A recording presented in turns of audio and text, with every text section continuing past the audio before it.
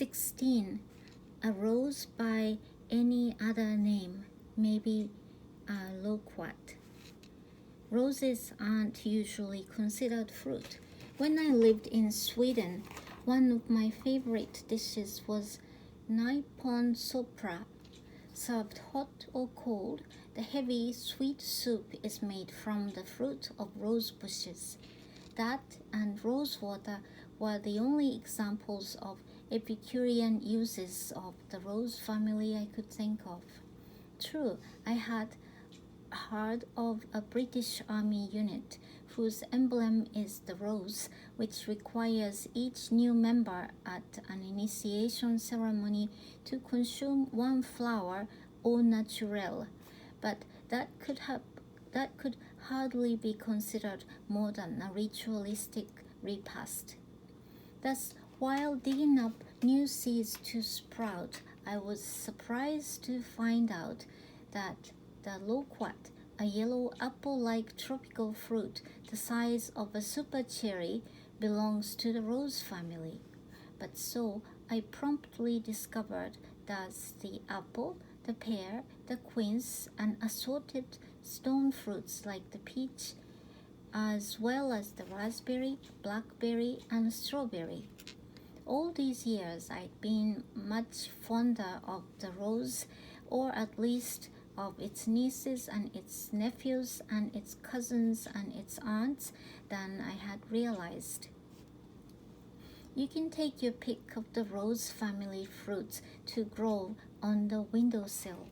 I picked the loquat for its more exotic image.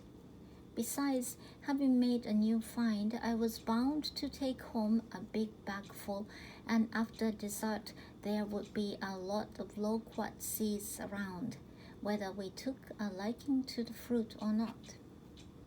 The loquat on display isn't one of the most attractive of fruit. It bruises easily and so quite often is marred by brownish areas and small hollows. In spite of what these do to its looks, they do not impair its flavor. If anything, they accentuate the tantalizing quality of the fruit. Crab apple-like in appearance, loquats taste perhaps more like cherries than any other common fruit.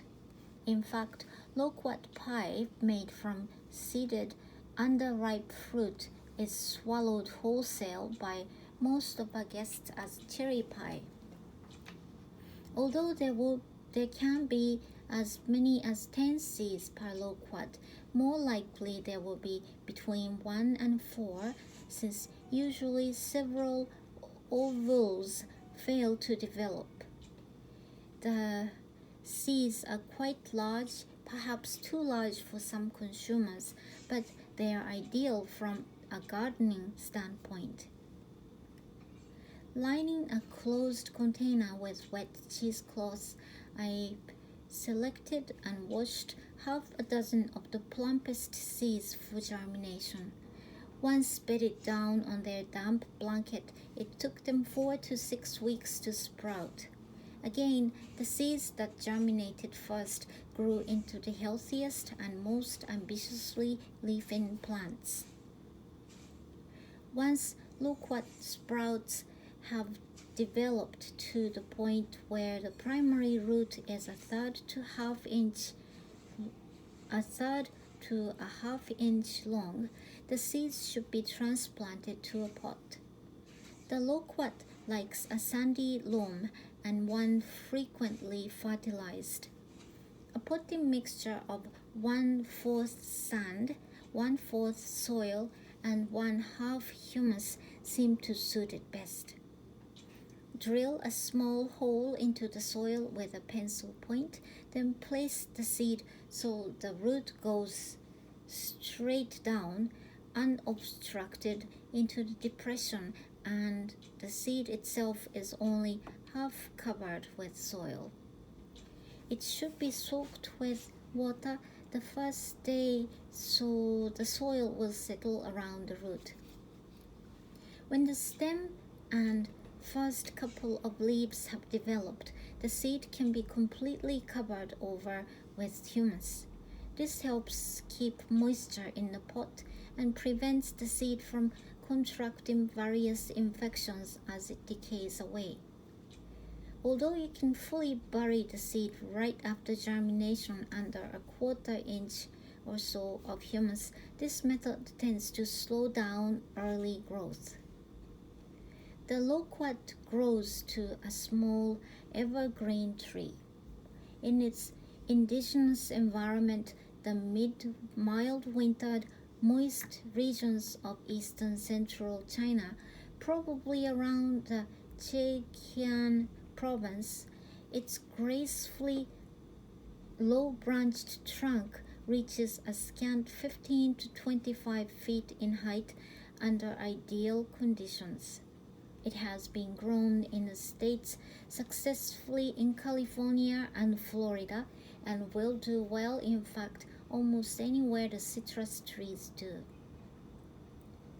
Indoors, of course, it will be considerably smaller than its outdoor sister, but it is a beautiful plant, especially after a few years when its smooth cocoa-colored bark matures and its dark branches dip in deep swirling seeds all around it. It requires little care besides, as with all tropical and semi-tropical plants, protection from drafts and cold window panes in winter. The elongated, lightly sawtoothed leaves, a tiny white down giving them a pale sheen, especially on their undersides, except with good grace as little as an hour of direct sunlight in the summer and none in the fall. It won't grow as quickly there, but a northern window will give it a niche some plants refuse to inhabit. One word of caution. While loquats need to be watered well, they do best in a dry atmosphere. Their natural habitat is 3,000 to 7,000 feet up, where though the soil is moist, the air is not.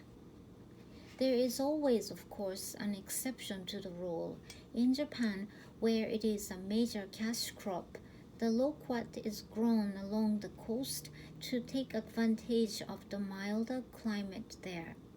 But since it's the rule, one's supposed to be guided by, not the exception, I try not to spray the loquat's leaves during my dew-making activities if I can avoid it.